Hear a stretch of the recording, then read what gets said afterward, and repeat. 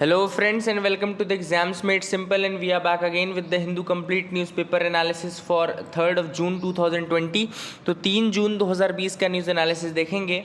Before we start these are the questions for you today. पहले आज के questions देख लेते हैं and please do like the video if you like the video. अगर आपको पसंद आता है तो प्लीज़ वीडियो को लाइक करना ना भूलें and please do share and please do subscribe to the channel as well. So let's start with the questions first. पहला क्वेश्चन है Bimal Jalan committee sometimes seen in news recently is associated with which of the following. तो Vimal Jalan committee अभी recently किस कारण से news में थी? Options are A to review the policy of inflation targeting, B to revise and suggest reforms to Fiscal Responsibility and Budget Management Act 2003, C to review the economic capital framework of RBI, and D to suggest reforms measures to revamp FSSAI. तो आपको बताने में से क्या correct answer है? Let me tell you the answer. Answer इसका होगा C to review the economic capital framework of RBI. अब आपको पता है कि लास्ट ईयर जो था गवर्नमेंट और सेंट्रल बैंक ऑफ इंडिया यानी कि जो रिजर्व बैंक है उनके बीच में एक इशू आ गया था कि कितना रिजर्व RBI अपने पास रखेगा और कितना गवर्नमेंट को देगा, ठीक है ना. So the Bimal Jalan committee was constituted to assess the adequate size of capital reserve the RBI should hold. कितना कैपिटल रिजर्व RBI होल्ड करना चाहिए, उसके लिए बिमल जालान कमेटी बनाई गई थी. Question number 2 is national achievement survey. National achievement survey is being conducted periodically in which of the following by which of the following organisations. Options are A ministry of statistics and programme implementation, B ministry of skill development and entrepreneurship, C national council of education research and training and D central statistical organisation. तो आपको बताना है कि national achievement सर्वे कौन निकालता है.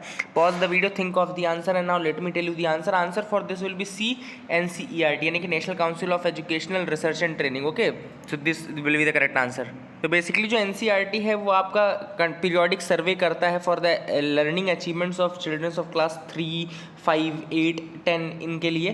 तो ये इसके लिए जो ये सर्वे होता है नेशनल अचीवमेंट सर्वे कहलाता है. Question number 3 is healthy states progressive India report is released recently by which of the following organisation.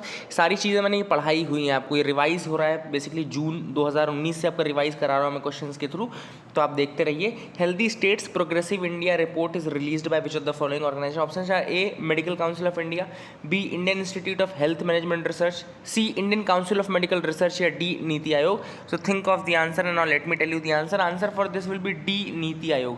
तो healthy states progressive India report जो है आपका नीति आयोग निकालता है. So these were the 3 questions for you today.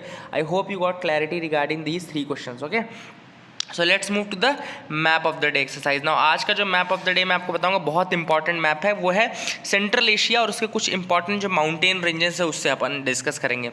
सबसे पहले अगर अपन एशिया वाले पार्ट में आते हैं, जैसे यहाँ पे सबसे पहले तो अपन इंडिया का मैप सुधार लेते हैं क्योंकि इंटरनेशनल कम्युनिटी जो है ना वो इंडिया के मैप को सही नहीं दिखाती है ना. So let's first clear that thing. ये लोग क्या करते हैं कि POK को अभी भी international community is such biased regarding India कि वह अभी भी जो POK वाला रीजन है, पाक ऑक्यूपाइड कश्मीर वाला रीजन है, वो उसको पाकिस्तान में शो करने लगते हैं. So but we as an Indian it's our responsibility to correct these things, है ना. छोटी छोटी चीज़ें हमको अपने से सुधारनी चाहिए ना. तो लेट्स सी नाउ.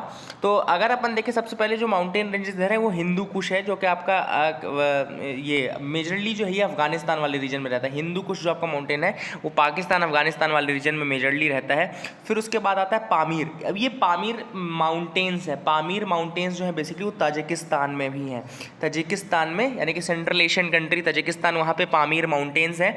और यहाँ पे आपको तिएन शान भी दिखेगा. तो तिएन शान, पामीर और हिंदू कुश, ये नॉर्थ टू साउथ ऑर्डर भी याद कर लीजिएगा कि सबसे ऊपर आपका तिएन शान मिलता है, देन पामीर मिलता है, देन आपका हिंदू कुश मिलेगा, ठीक है ना. तिएन शान भी आपका सेंट्रल एशियन ही है, सेंट्रल एशिया में तिएन शान है, देन आपका पामीर है, देन आपका हिंदू कुश है. तो ये नॉर्थ टू साउथ आपको याद रखना है. यहाँ पे इंपॉर्टेंट ईरान में 2 इंपॉर्टेंट माउंटेन्स है. एक आपका एल्बुर्ज माउंटेन है, दूसरा ज़ेग्रोस माउंटेन्स है. तो एल्बुर्ज माउंटेन आपका और ज़ेग्रोस माउंटेन दोनों आपके ईरान वाली रीजन में रहेंगे. ईरान में ही 2 डेजर्ट भी हैं. अब ये 2 डेजर्ट कौन से? एक दश्ते काविर है और दश्ते लुत है. ओके, तो दश्ते काविर इज़ अ डेजर्ट, देन आपका दश्ते लुत भी है. और फिर यहाँ पे काराकुम डेजर्ट भी है. Karakum desert is also there, याद रखिएगा. आपको बताना है कि काराकुम डेजर्ट कौन सी कंट्री में लाई करता है, which country is that in which Karakum desert lies. Okay, तो इसको भी आपको याद रखना है.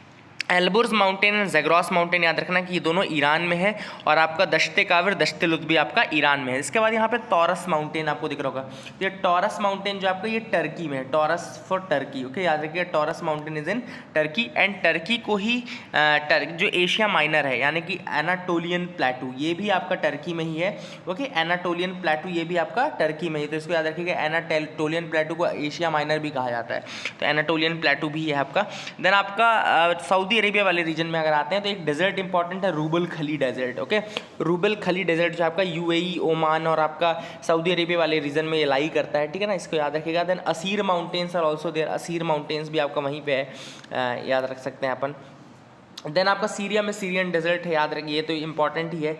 यहाँ पे आपको गल्फ ऑफ अकाबा मिल जाएगा जो कि रेड सी की एक आर्म है, गल्फ ऑफ अकाबा, ये रेड सी है, रेड सी की दो आर्म्स हैं, एक गल्फ ऑफ अकाबा जाती है, एक गल्फ ऑफ स्वेज इधर साइड आती है, ठीक है ना, तो ये दोनों आर्म्स भी याद रखिएगा। देन पर्शियन गल्फ आपको यहाँ पे पता ही है, पर्शियन गल्फ ये है, एंड देन आपका गल्फ ऑफ ओमान है। यहाँ पे आपको बताना है कि यहाँ पे क्या लाई करता है, कौन सा बेसिकली यहाँ पे स्ट्रेट लाई करता है पर्शियन गल्फ और गल्फ ऑफ ओमान के बीच में, आपको ये बताना है, ठीक है ना। यहाँ पे गल्फ ऑफ अकाबा है, gulf of Aqaba is the arm of red sea, ये भी आप याद रख सकते हैं, that is another thing which is important. तो ये यहाँ पे आपको गल्फ ऑफ ईडन मिल जाएगा, यहाँ पे नीचे गल्फ ऑफ ईडन मिल जाएगा, ओके, ये भी याद रख सकते हैं। So these are the important physical locations I think जो कि आपको याद रहनी चाहिए। देन यहाँ पे अरल सी आपको पता ही है, कैस्पियन सी आपको पता है, कैस्पियन सी को सराउंड करने वाली कंट्रीज़ का जो कोड है वो है कृति या तारीख, आप दोनों में से कुछ भी बोल सकते हैं। तो कृति में कजाकिस्तान, रशिया, अज़रबैजान एंड आपका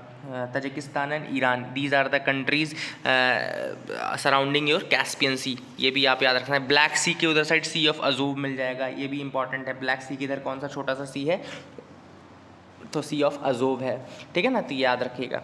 सो these are the important physical locations which are related to your middle east portion. I hope you got clarity. बार बार जब ये चीज़ें आएंगी तो आपको और रिवाइज ही होगा और पुख्ता होती जाएगी चीज़ें, है ना। आगे मूव करते हैं। अब हमारा जो जैसे अगर ये इंडिया है, जैसे इंडिया की ये एक इधर साइड ये वेस्टर्न कोस्ट है, this is the eastern coast. तो अभी तक हमने देखा सारे के सारे जितने भी साइक्लोन, मेजर साइक्लोन है वो आपके ये आपके ईस्टर्न कोस्ट में आते हैं। तो ये क्वेश्चन भी पूछा जा सकता है आपसे। मैं एक इंपॉर्टेंट चीज़ आपको बता रहा हूँ, कई बार ऐसा क्वेश्चन, देखो इधर साइड आपका है bay of Bengal, this region is bay of Bengal, और this region is your Arabian sea. ये तो आपको पता ना कि ये अरेबियन सी वाला रीजन है और ये आपका बे ऑफ बंगाल वाला रीजन है। तो ये क्वेश्चन पूछ सकता है कि अरेबियन सी की तरफ कम साइक्लोन, मतलब फ्रीक्वेंसी जो रहती है साइक्लोन्स की वो कम रहती है और इंटेंसिटी भी कम रहती है, why is the reason for that. And दूसरा क्वेश्चन पूछ सकता है कि बे ऑफ बंगाल में इंटेंसिटी भी ज़्यादा रहती है और आपकी फ्रीक्वेंसी भी ज़्यादा रहती है साइक्लोन्स की। तो यहाँ पे एक याद रखिएगा कि जो अरेबियन सी वाला रीजन है वहाँ पे टेम्परेचर कम रहता है, जो अरेबियन सी वाला साइड है वहाँ पे टेम्परेचर हमारा हमेशा थोड़ा कम रहता है। इस कारण से जो बिल्डअप होना चाहिए प्रॉपर साइक्लोन्स का वो बिल्डअप नहीं हो पाता है, वो बेस नहीं मिल पाता है। For that reason the Arabian sea side has low frequency as well as intensity of the cyclones। And हमारे जो ईस्टर्न साइड है, जो बे ऑफ बंगाल वाला साइड है, वहाँ पे काफ़ी ज़्यादा टेम्परेचर भी रहता है और इस कारण से वहाँ पे बिल्डअप ज़्यादा अच्छा होता है। इस कारण से साइक्लोन्स के नंबर वहाँ पे ज़्यादा भी हैं और इंटेंसिटी भी ज़्यादा है। फॉर एग्जाम्पल अभी अम्फान जो साइक्लोन आया था वो हमारा ईस्टर्न कोस्ट में आया था, उड़ीसा वाले रीजन में आया था। वो एक सुपर साइक्लोन की कैटेगरी में था, कैटेगरी 5 साइक्लोन था। बाद में जब वो स्लो हुआ तो वो एक्सट्रीमली सीवियर, मतलब वेरी सीवियर साइक्लोन में कन्वर्ट हो गया, कैटेगरी 4 में कन्वर्ट हो गया। लेकिन जो अभी यहाँ पे एक नया साइक्लोन आ रहा है, निसर्ग आ रहा है, ओके, निसर्ग साइक्लोन आ रहा है, आपका किधर साइड आ रहा है, वो वेस्टर्न कोस्ट में आ रहा है, मुंबई वाले रीजन में। तो उसकी इंटेंसिटी जो है वो कम रहेगी बहुत अम्फान के कंपेरिजन में, ठीक है ना। तो ये क्वेश्चन आपसे पूछ सकता है, बस याद रखिएगा निसर्ग साइक्लोन आ रहा है, ठीक है ना। अभी रिसेंटली एक और चीज़ बताते हैं, जो कि अभी रिसेंटली मैं एक रिसर्च बुक पेपर पढ़ रहा था, क्योंकि मेरा ऑप्शनल सिंस ज्योग्राफी है तो मुझे थोड़ा ज़्यादा डीपली पढ़ना पड़ता है आप लोगों से। तो I was reading a research paper, उसमें ये आ रहा था कि अभी रिसेंटली एक पैटर्न चेंज हुआ है कि अरेबियन सी में भी अब फ्रीक्वेंसी थोड़ा इंक्रीज़ हुई है from the last year and intensity भी इंक्रीज़ हुई है फ्रॉम द लास्ट ईयर। ये भी याद रखिएगा कि अभी अगर आपसे पूछे कि रिसेंट ईयर में क्या ऐसा हुआ है कि फ्रीक्वेंसी और इंटेंसिटी दोनों अरेबियन सी की तरफ बढ़ती नज़र आ रही है, तो yes that has been the trend, वो ट्रेंड आपको याद रखना है, ठीक है ना। तो ये आई होप आपको पूरा क्लैरिटी से समझ में आ गया होगा। Trump invites Modi for G7 summit. अब कल भी मैंने ये न्यूज़ आपको बताई थी कि G7 समिट के बारे में।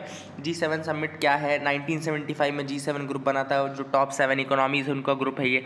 पहले इसमें 8 मेंबर थे, बेसिकली रशिया भी था, लेकिन जब रशिया ने क्रीमिया का एनेक्सेशन किया तो रशिया को बाहर कर दिया गया और G7 ग्रुप रह गया फिर, है ना।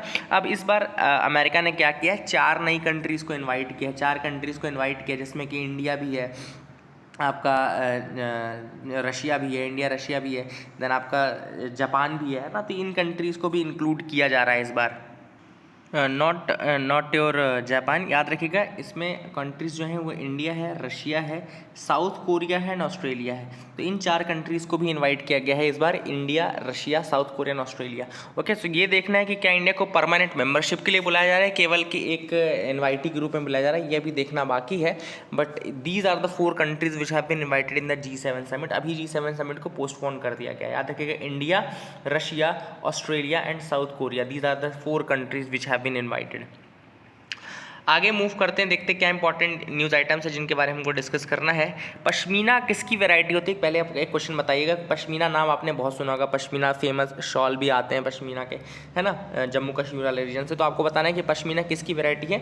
Now let me tell you, pashmina goat होती है जो कि वहाँ पाई जाती है, ठीक है ना, लद्दाख वाले रीजन में, आपके जम्मू कश्मीर वाले रीजन में पश्मीना गोट पाई जाती है। तो ये भी आपको याद रखना है, this is another thing which you should remember at least, कि कौन सी वैरायटी है पश्मीना।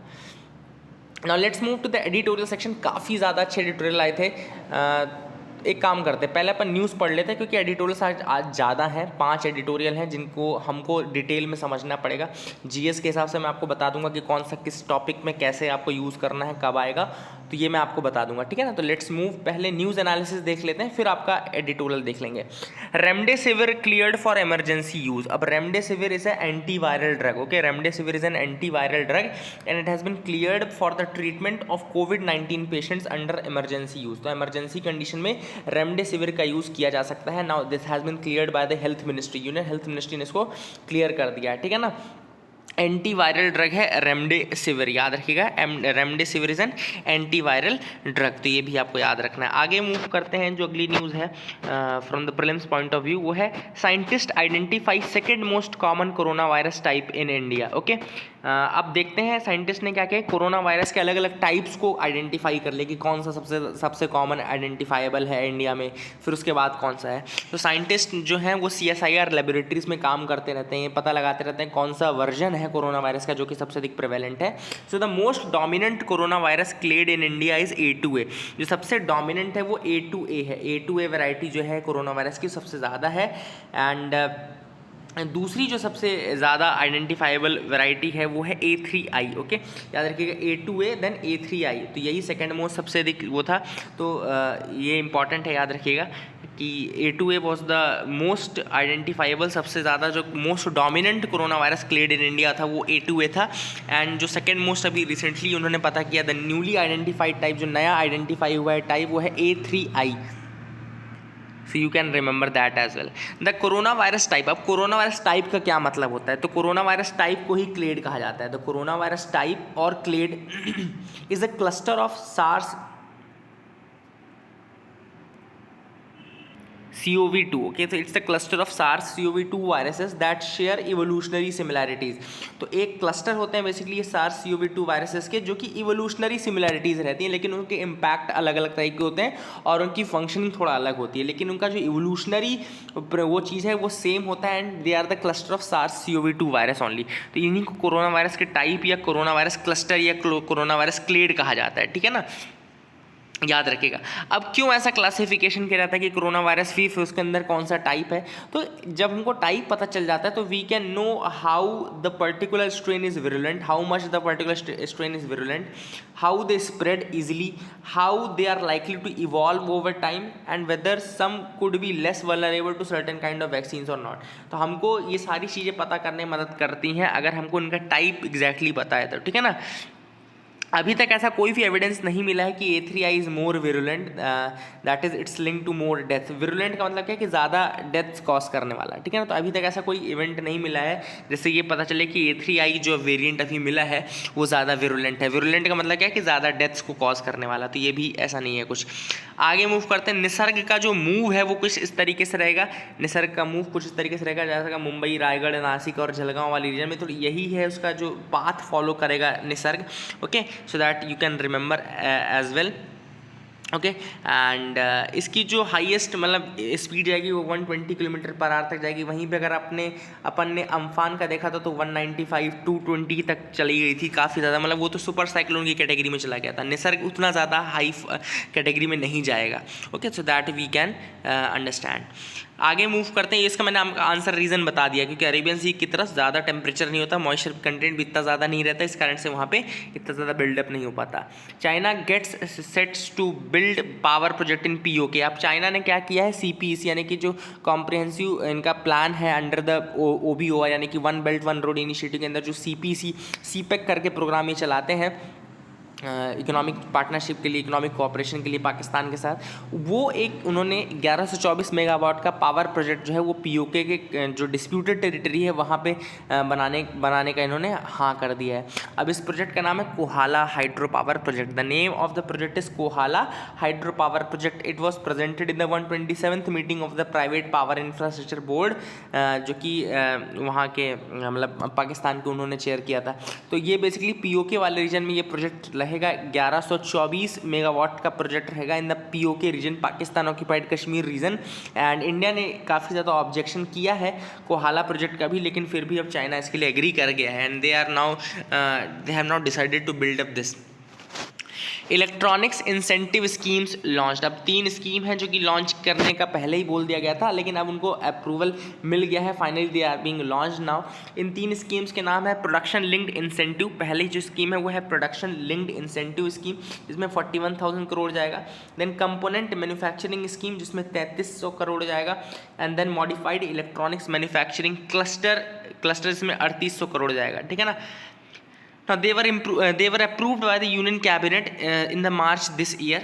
मार्च में ही उनको अप्रूव कर दिया गया था। जैसे कि प्रोडक्शन लिंक्ड इंसेंटिव स्कीम है तो उसका मतलब क्या हुआ, तो production linked incentive it is targeted at mobile phone manufacturing and specified electronic component. Okay, तो ये मोबाइल फ़ोन और स्पेसिफाइड इलेक्ट्रॉनिक कंपोनेंट्स के प्रोडक्शन के लिए जाएगा।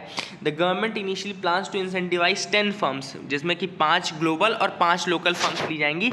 उनको इंसेंटिवाइज किया जाएगा कि वो प्रोडक्शन करें मोबाइल फ़ोन्स का, और जो बेसिक इलेक्ट्रॉनिक कंपोनेंट्स है उनका प्रोडक्शन इंडिया में करना शुरू कर दें, ठीक है ना।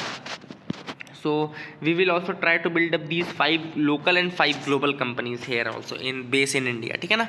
इसके अलावा with the 3 schemes the government aims to manufacture electronics worth ₹8 lakh crore. तो इंडिया जो है वो बेसिकली ट्राई करेगा 8 लाख करोड़ का मैन्युफैक्चरिंग करने का, बेसिकली इलेक्ट्रॉनिक्स मैन्युफैक्चरिंग करने का ट्राई करेगा, ठीक है ना, याद रखना है आपको।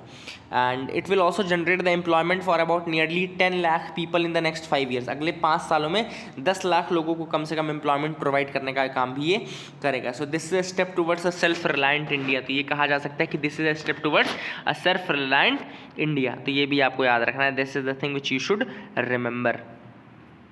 आगे मूव करते हैं, देखते हैं क्या इंपॉर्टेंट न्यूज़ आइटम्स है। तो यहाँ पे now more light on the sun's coronal heating puzzle.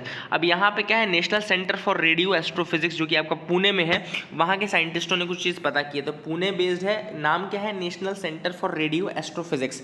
What is the name, National Centre for Radio Astrophysics, it is the name. Pune based basically group of scientist हैं जो कि यहाँ वर्क करते हैं। Now they are trying to find out the reason of your coronal जो mass ejection होता है उसका रीज़न पता करने की कोशिश की गई थी। तो यहाँ पे टाइनी मैग्नेटिक एक्सप्लोजन्स, जिनको कि नैनो फ्लेयर्स कहा गया था by the American solar astrophysicist Eugene Parker. तो यूजीन पार्कर द्वारा इसको नैनो फ्लेयर कहा गया था। किसको नैनो फ्लेयर कहा गया था, tiny magnetic explosions. Okay, tiny जो मैग्नेटिक एक्सप्लोजन्स होते हैं सन के सरफेस में उनको नैनो फ्लेयर्स कहा गया था, originally referred by the eminent American scholar solar astrophysicist Eugene Parker को। एंड पार्कर सोलर प्रोब आपको पता है ना, मिशन जो पार्कर सोलर प्रोब नाम है, पार्कर सोलर प्रोब, वो नाम जो है वो यूजीन पार्कर के ऊपर ही दिया गया है। पार्कर सोलर प्रोब जो सोलर मिशन है उसका नाम यूजीन पार्कर के ऊपर ही दिया गया था। ये एक फन टू नो फैक्ट था जिसके बारे में आपको बताना ज़रूरी था। ओके, अब इन साइंटिस्टों ने पता किया कि ये जो नैनो फ्लेयर्स होते हैं दे कैन इंडीड भी हीटिंग अप द कोरोना, वही है जो हीट अप करते हैं कोरोना को। कोरोना क्या है? The aura of plasma that surrounds the sun and other stars. तो ऑरा एक प्लाज्मा का ऑरा होता है जो कि कवर करता है, बेसिकली जो आउटर मोस्ट कवरिंग होती है आपके सन की या दूसरे स्टार्स की, वो आपकी कोरोना कहलाती है। उसको हीट अप करने का काम जो है वो ये नैनो फ्लेयर्स करते हैं, which are the tiny magnetic explosions. Okay, तो ये मैग्नेटिक एक्सप्लोजन्स होते हैं जिनको नैनो फ्लेयर किसने कहा था? यूजीन पार्कर ने इनको नैनो फ्लेयर कहा था। ठीक है ना। With this work we have till strongest evidence till date of these magnetic explosions और nano flares। इन nano flares का सबसे बड़ा एग्जाम्पल जो है या सबसे बड़ा कहना चाहिए आपको एविडेंस जो है वो यही है अभी तक का, है ना। यूजीन पार्कर ने 1988 में ये थ्योरी पुट फॉरवर्ड की थी। 1988 में यूजीन पार्कर ने ये थ्योरी पुट फॉरवर्ड की थी। ठीक है ना। तो ये भी आप याद रख सकते हैं। These are the important news items from the day. तो ये इंपॉर्टेंट न्यूज़ आइटम्स थे। पहले 20 मिनट में हमने इनको तो कंप्लीट कर लिया। Now it is time to move towards the editorial section of the day. तो एडिटोरियल काफ़ी ज़्यादा इंपॉर्टेंट है, तो पीछे से ही शुरुआत करते हैं। पहले seizing the movement at the WHO। अब आप सबको पता है कि WHO का एग्जीक्यूटिव बॉडी चेयर जो है वो इंडिया को बनाया गया, जो कि 3 साल तक अब ये पोस्ट होल्ड करेगा। WHO executive body chair, India will have the responsibility as the chairman for the next 3 years। ठीक है ना। हर्षवर्धन को अनाउंस किया गया था as the Minister of Health and Family Welfare. He was elected to the chair of World Health Organization's Executive Board. Okay, World Health Organization के Executive Board का उनको चेयरमैन बनाया गया था। अब ये जो Executive Board है 34 मेंबर बॉडी है, 34 member body. It is a 34 member body and it is tasked with the implementation of the decisions of the recently concluded World Health Assembly। तो जो सबसे बड़ी डिसीजन मेकिंग बॉडी है WHO की वो है वर्ल्ड हेल्थ असेंबली, और वो जो डिसीजन ले लेता है उसका इम्प्लीमेंटेशन का काम जो ये एग्जीक्यूटिव बोर्ड है वो करता है। और इस एग्जीक्यूटिव बोर्ड का जो हेड है, चेयरमैन इस समय, वो इंडिया को मिला है और हर्षवर्धन ने को अनाउंस किया गया था as the chair of this. Okay, ये आप याद रख सकते हैं। तो आगे अब ऑथर ने क्या किया है, बेसिकली इस आर्टिकल में ये होता है कि हमारे पास एक बहुत बड़ी अपॉर्चुनिटी है विच वी शुड यूज़। हमारी एक पॉलिसी होनी चाहिए प्रॉपरली जिसका हमको यूज़ करना चाहिए, और उसके बाद हमको जो एक वर्ड में एक एग्जांपल सेट कर सकते हैं in the field of health infrastructure and architecture. तो वो उसके बारे में ऑथर ने बताया है। तो ऑथर ने बोला कि 5 चीज़ों को दिमाग में रखना है while designing the policy framework for this WHO and all.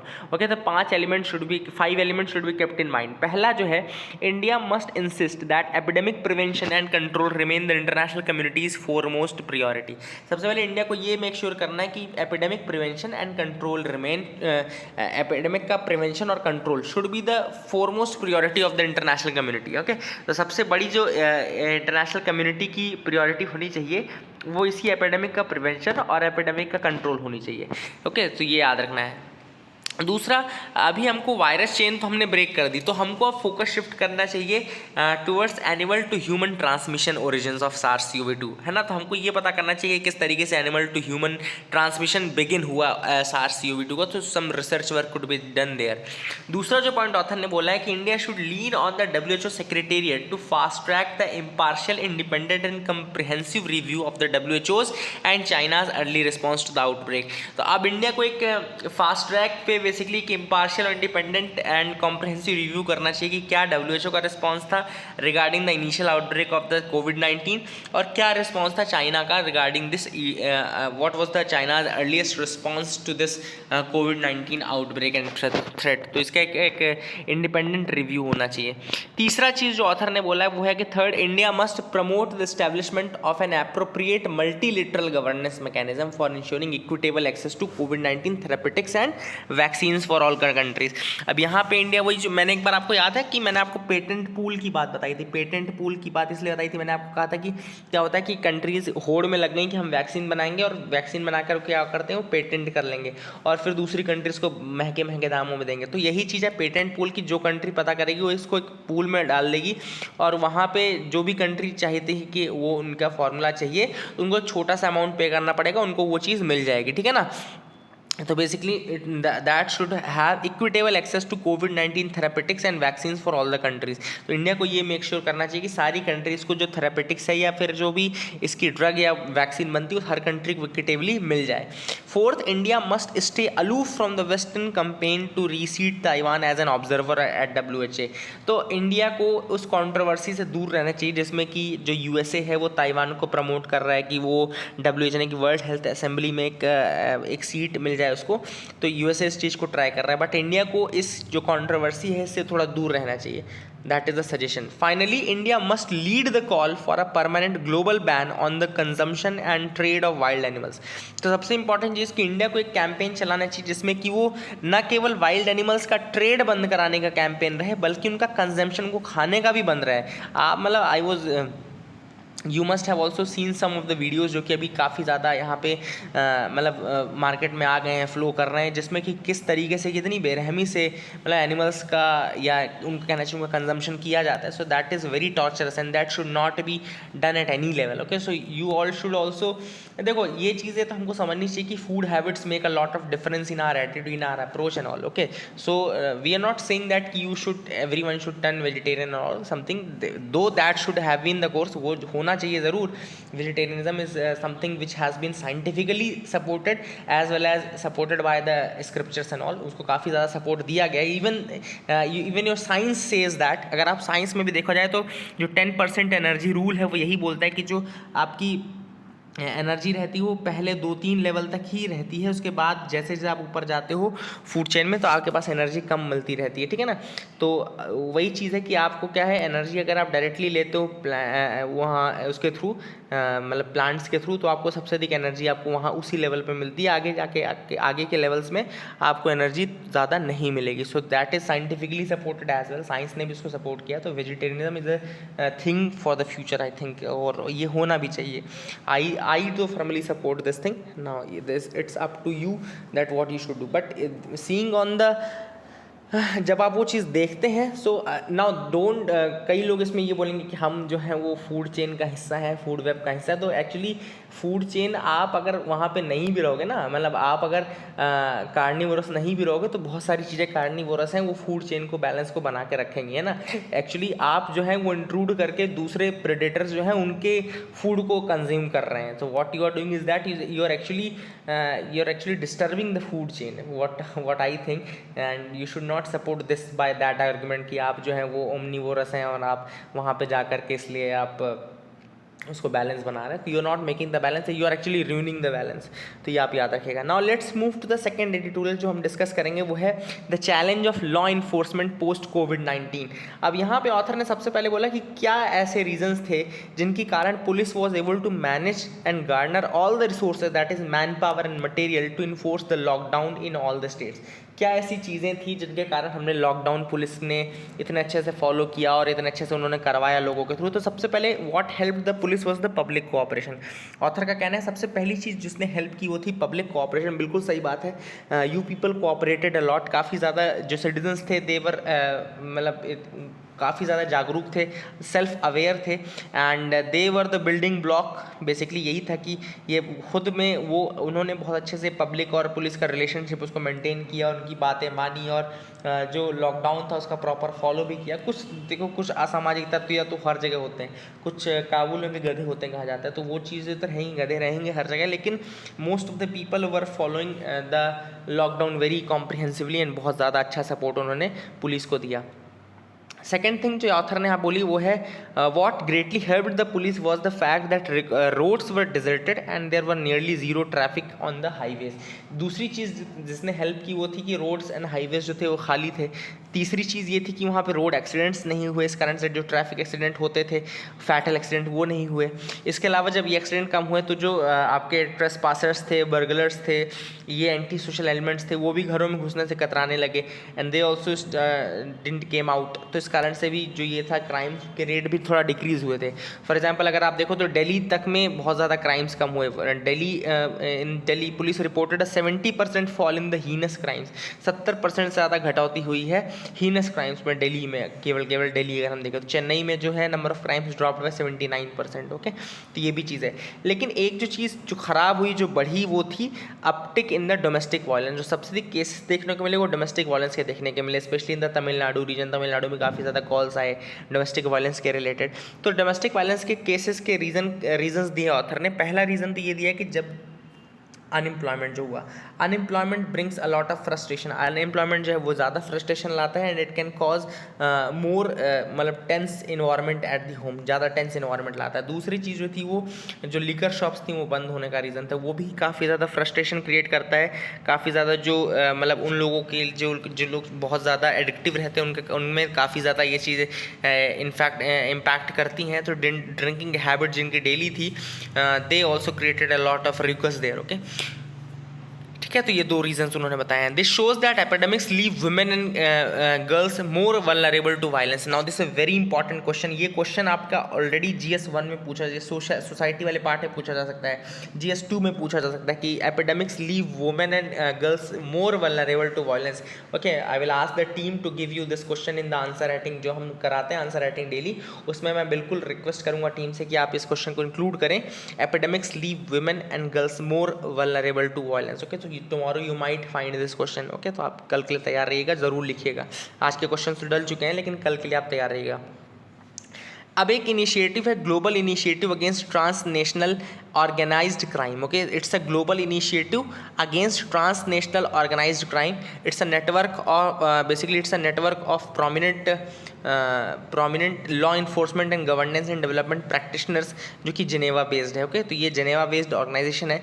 It believes that the pandemics is both a threat to and an opportunity for organised crime. तो बेसिकली ये थ्रेट भी है और अपॉर्चुनिटी भी है ऑर्गेनाइज्ड क्राइम के लिए, basically, है ना, specially the illicit drug trade. For example जो ट्रैवल रिस्ट्रिक्शंस हैं across the borders, specially in the Africa and international trade जो ड्रग्स का होगा काफ़ी ज़्यादा डिफिकल्ट हो गया है, ठीक है ना। So it has become very difficult for these organised crimers to get indulge in some crimes and all. तो ये काफ़ी ज़्यादा डिफिकल्ट होता जा रहा है, ठीक है ना। सो ये चीज़ ऑथर ने यहाँ पे बताई है। अनदर न्यू ट्रेंड जो आया है, जो नया ट्रेंड देखने को मिलेगा पोस्ट कोविड-19, वो है साइबर क्राइम्स में जो इंक्रीज़ हुआ है। क्योंकि बहुत सारे पोर्टल्स आपने देखे होंगे खुल गए हैं जिन्होंने लोगों से पैसा मांगना शुरू कर दिया for combating covid.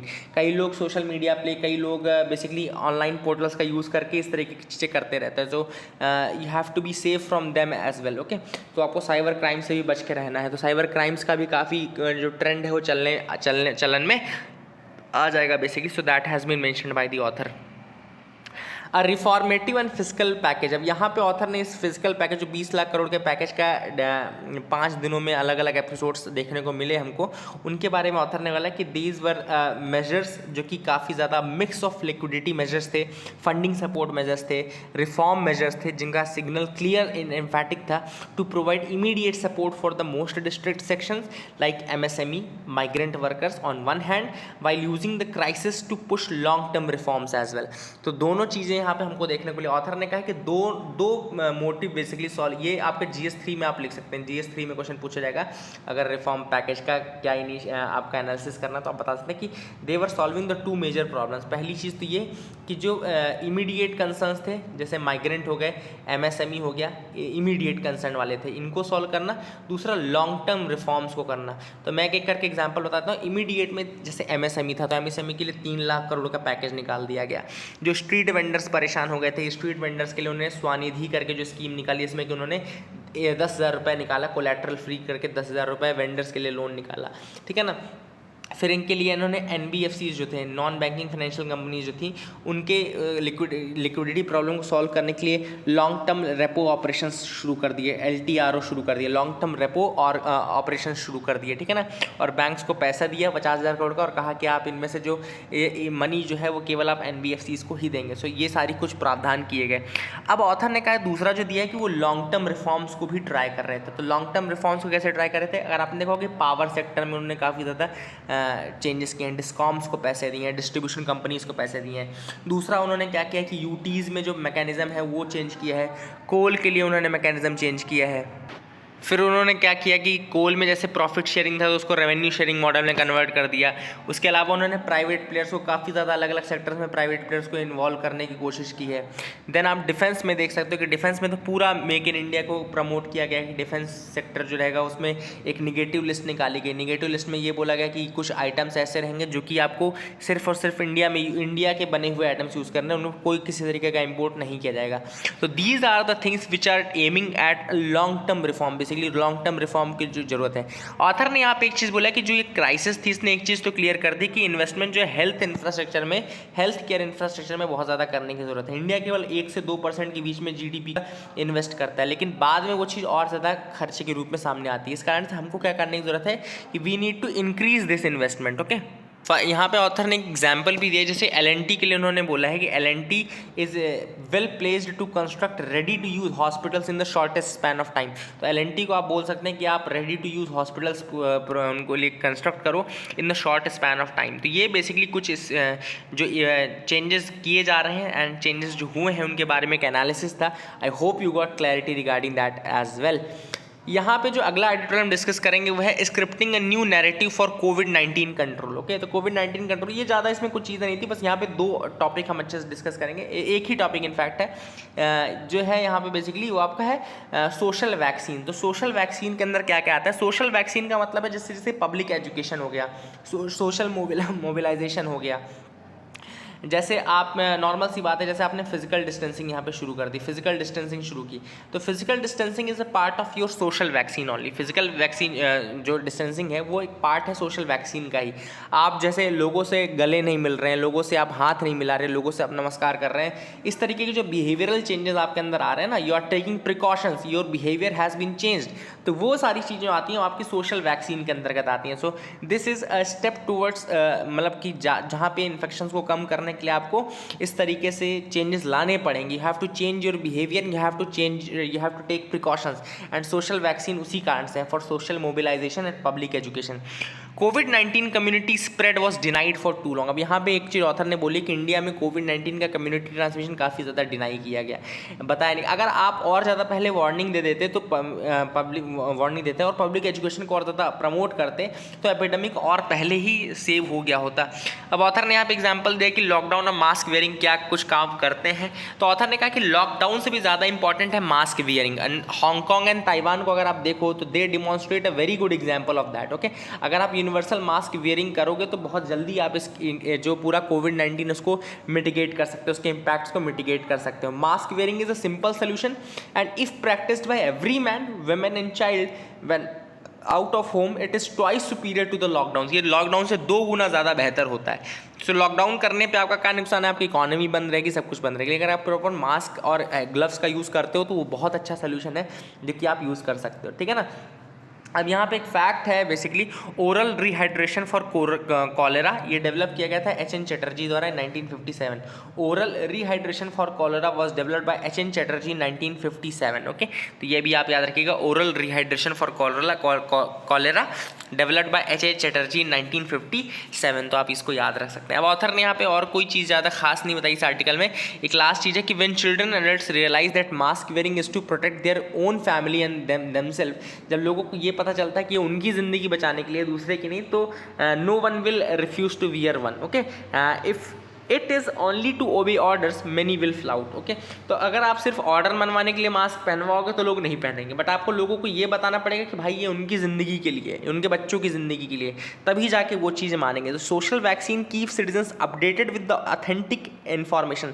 Social vaccine का एक काम ये भी होता है, क्योंकि इसमें एजुकेशन भी इंक्लूडेड रहता है, सोशल वैक्सीन के अंतर्गत मोबिलाइजेशन इंक्लूडेड रहता है, अवेयरनेस इंक्लूडेड रहती है। तो basically the aim of social vaccine is to keep the citizens updated with authentic information and it convinces them that their behavior makes a change for nation's health and economy। तो social vaccine लोगों के अंदर ये दिमाग में लाती है कि अगर वो चेंज होंगे तभी जाके ये देश की इकॉनमी, देश की जो हेल्थ है वो चेंज होगी। जैसे लोगों के ऊपर ये डाल दिया जाता है सोशल वैक्सीन के थ्रू, ये चीज़ लोगों के दिमाग में बैठा दी जाती है कि अगर आप चेंज होंगे तो नेशन आपका चेंज होगा, नेशन की हेल्थ चेंज होगी, नेशन की इकोनॉमी चेंज होगी. So these are the things which were there. Multilateralism in the new cold war. Okay, तो न्यू कोल्ड वॉर आप देख सकते हैं जैसे कि चाइना और यूएसए के बीच में एक कोल्ड वॉर टाइप की सिचुएशन ही क्रिएट हो गई है. ठीक है ना. ये जो कोल्ड वॉर है यहाँ पे इस बार न्यूक्लियर पावर या बॉम्ब्स काम नहीं आएंगी, यहाँ पे टेक्नोलॉजी काम आएगी, यहाँ पे ट्रेड काम आएगा. ट्रेड एंड टेक्नोलॉजी वाला कोल्ड वॉर है. इसलिए इस समय जो कोल्ड वॉर की टेक्निक से इस अब कोल्ड वॉर में जो वॉर की टेक्निक है ये लड़ाई झगड़े वाली नहीं रहेगी, अभी ट्रेड वॉर में कन्वर्ट हो चुकी है. ट्रेड वॉर में, टेक्नोलॉजिकल वॉर्स में, साइबर क्राइम में, साइबर वॉर में, इसमें कन्वर्ट हो गई है.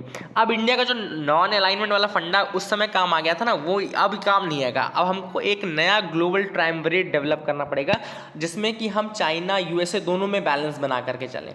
ठीक है ना. यहाँ पे भी ऑथर ने वही कहा है कि एग्जीक्यूटिव बोर्ड हमको चेयर बनाया गया है डब्ल्यूएचओ का, वर्ल्ड हेल्थ ऑर्गेनाइजेशन का, एंड इंडिया जो है ग्लोबल रिस्पॉन्स सेट कर सकता है इन टर्म्स ऑफ मल्टीलेटरलिज्म. हम not just in medical issues लेकिन हम ओवरऑल भी एक बिल्कुल ट्रेंड डेवलप कर सकते हैं मल्टीलेटरलिज्म का. And we can tell them what kind of future we want. ये united nation general assembly discuss करेगा बेसिकली सितंबर में. The theme will be the future we want in 2021. Okay, and India जो है वो ज्वाइन करेगा UNSC को as non permanent member. आप सबको ये भी पता है कि इंडिया जो है वो नॉन परमानेंट मेंबर की तरह यूएनएससी को ज्वाइन करता है. देन आपको ये भी पता होना चाहिए कि इंडिया ब्रिक्स समिट होगा 2022 में, सॉरी ब्रिक्स समिट होगा, एंड इन 2022 ये it will host G20 also. तो अगर आप देखो तो काफ़ी चीज़ें हैं जो कि आगे आने वाले समय होने वाली, चाहे यूएनएससी हो, चाहे ब्रिक्स हो, चाहे G20 का समिट हो, या फिर आपका WHO का समिट हो. तो इंडिया के पास एक अपॉर्चुनिटी है कि वो वर्ल्ड को क्या शोकेस कर सकता है, कि किस तरीके से एक मल्टीलेटरल वर्ल्ड को आगे बढ़ा सकता है. ऑथर ने आप एग्जाम्पल दिया है इंडिया के लिए, ये कहा है कि ना ही हमको यूएस से डोमिनेट होना है, ना ही हमको चाइना से मतलब भय खाना है. हमको दोनों के बीच में एक बैलेंस बना के चलना है, और दोनों के बीच में जो वर्ड है उनको पता चल रहा है. जैसे कि चाइना देखो, अगर चाइना तो one belt one road initiative बना दिया, चाइना ने फेसबुक का अल्टरनेटिव बना दिया, चाइना ने हर चीज़ का अल्टरनेटिव बना के रख दिया है. तो एक तरीके का एक एक्सेप्शनलिज्म है जो चाइना लेके चलता है. वहीं पर अमेरिका को देखो तो वो भी America first, America for Americans, इस तरह की आइडियोलॉजी के साथ आगे बढ़ रहा है. तो वो भी कहीं ना कहीं एक्सेप्शनलिज्म को आगे लेके चल रहा है. तो इन दोनों कंट्रीज़ के एक्सेप्शनलिज्म को वर्ल्ड देख रहा है, और इंडिया को चाहिए कि एक मल्टीलिटरल अप्रोच के साथ आगे बढ़े जिसमें सबके साथ बैलेंस बनाकर चलना है. तो इंडिया को एक नाम प्लस टाइप का इनिशिएटिव लेना चाहिए. नाम प्लस, अब नाम प्लस बनाना चाहिए जिसमें कि उसमें ब्रिक्स भी इंटर करेगा, उसमें G7 भी इंटर करेगा उसी ट्रेंड के अंतर्गत. उसी के अंदर हमको मतलब कि वहाँ पे हमको काम करना पड़ेगा आउटकम्स के हिसाब से, not on the basis of rules. हमको आउटकम्स देखने हैं, ना कि रूल्स देखने हैं वहाँ पे. That is the thing which author wants to say. Okay, यहाँ पे ऑथर ने 2-3 अलग अलग पार्ट बताए, जैसे कि Asian century should be defined in terms of peaceful coexistence. हमको जो फिलॉसफी आगे बढ़ानी है वो है पीसफुल को एग्जिस्टेंस की, वो है freezing of post colonial sovereignty की, वो है non interference in internal affairs of others की. And these are the things which we should promote in our philosophy, जो हमको प्रमोट करनी है. दूसरी, national security now relies on technological superiority and artificial intelligence. जो नेशनल सिक्योरिटी है वो AI पे और आपका आर्टिफिशियल इंटेलिजेंस पे और टेक्नोलॉजिकल सुपीरियोरिटी पे डिपेंड करती है, साइबर एंड स्पेस पे डिपेंड करती है, not on the capital equipment. तो हमको भी यही करना चाहिए कि instead of massive arm imports हमको इन्हांस करना चाहिए, जो अपना ग्लोबल डिजिटल इकोनॉमी है उसको हमको इवॉल्व करना चाहिए पब्लिक सेंट्रिक अप्रोच रख करके. ठीक है ना. एंड ये चीज़ें हैं. दूसरा ऑथर ने बोला है global community at comparable levels of wellbeing requires new principles for trade. हमको नए प्रिंसिपल्स फॉर ट्रेड बनाने पड़ेंगे, हमको ट्रेड के नए प्रिंसिपल्स बनाने पड़ेंगे ताकि एक इक्वलिटेरियन सोसाइटी का निर्माण हो सके, एक ग्लोबल कम्युनिटी जहाँ पे सबको बेनिफिट मिले. ऐसा ना हो कि एक कंट्री दूसरी कंट्री के ऊपर रूल करे, मोनोपोली बनाए. तो इन सब चीज़ों को हमको रिमूव करना है. हमको इस तरह से आगे बढ़ना है कि रिसर्च भी हो, रिन्यूएबल एनर्जी का भी यूज़ हो. हमको ये भी देखना है कि दूसरी कंट्रीज भी उसका बेनिफिट उठा पाएं. Third, ancient civilisational values provide the conceptual underpinning restructuring both the economic order and societal behaviour for equitable sustainable development. तो sustainable development, equitable sustainable development की जो फिलॉसफी है वो आपको दिमाग में लेके चलनी है, स्पेशली फॉर द अफ्रीका. इन सब कंट्रीज के लिए तो हमको बहुत ज़्यादा करने की जरूरत है, वो चीज़ें इंडिया प्रमोट कर सकता है. So that has been discussed in this article. I hope you got clarity regarding all. If you like the video please do like. That is it for the day. Thank you and have a nice day.